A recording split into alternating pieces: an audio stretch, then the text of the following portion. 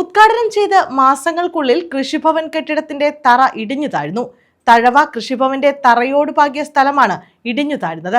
MLA fund വിനിയോഗിച്ചായിരുന്നു നിർമ്മാണം.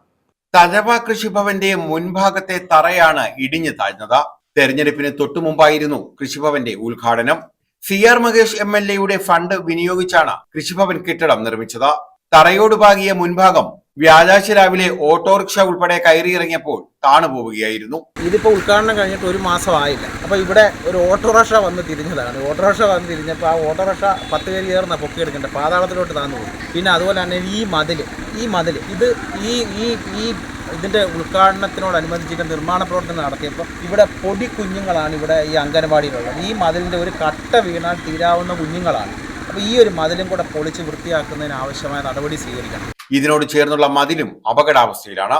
കരാറുകാരന്റെ കെടുകാര്യസ്ഥതയാണ് കൃഷിഭവന്റെ മുൻഭാഗം ഇടിഞ്ഞു താഴാൻ കാരണമായതെന്ന് ചൂണ്ടിക്കാണിക്കപ്പെടുന്നു. ഞാൻ ഇന്നലെ വന്നപ്പോൾ കണ്ടപ്പോഴുള്ള അവസ്ഥയാണ്. ഞാനാണ് ആദ്യമായിട്ട് ഇതിന്റെ പടമെടുത്ത് അയച്ചത്. അപ്പോൾ ഇത് പഞ്ചായത്തിൽ കൃഷി ഓഫീസിനോട് കൃഷി ഓഫീസിൽ പറഞ്ഞത് MLA ഓഫീസിൽ വിളിച്ച് പറഞ്ഞിട്ടുണ്ടെന്ന് പറഞ്ഞത്. അവർ റിട്ടേൺ പരാതി വല്ലതും കൊടുത്തെന്ന് ചോദിച്ചപ്പോൾ ഇതുവരെ കൊടുത്തിട്ടില്ലെന്നാണ് അറിഞ്ഞത്. അപ്പോൾ ഇനി ബാക്കി പ്രതികരണങ്ങളും ജനങ്ങളിൽ നിന്നുണ്ടാകണം.